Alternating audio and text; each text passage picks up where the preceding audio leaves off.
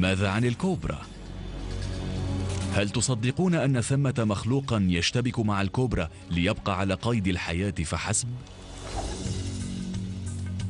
قد يبدو غرير العسل الأفريقي ظريفا ولعوبا، لكن لتبقى على قيد الحياة في منازلها الصحراوية تتجه هذه الضواري إلى الحد الأقصى في الخطورة.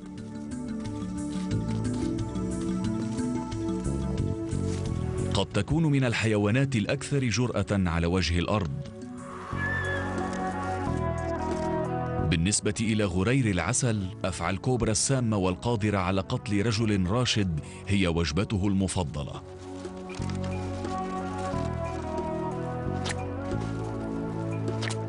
يلتهم أفعى بطول 1.5 متر في بضع دقائق. لكن ماذا عن أفعى بسم أكثر فتكا؟ راقبوا كيف يهاجم هذا الذكر هذه الأفعى النفاثة. عند الهجوم تنتج الأفعى النفاثة سما يذيب جلد الإنسان.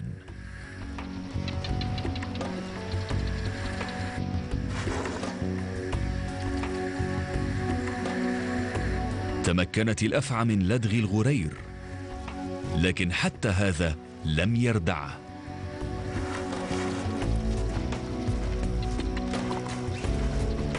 لكن قبل أن يتمكن من إنهاء عشائه ظهر مفعول السم.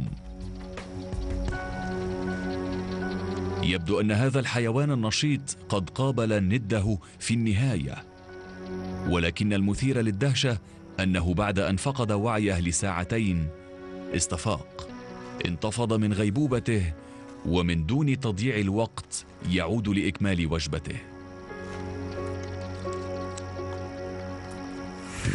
بطريقة ما تغلب غرير العسل على السم الذي قد شل أطراف الناس والحيوانات على حد سواء وأماتهم.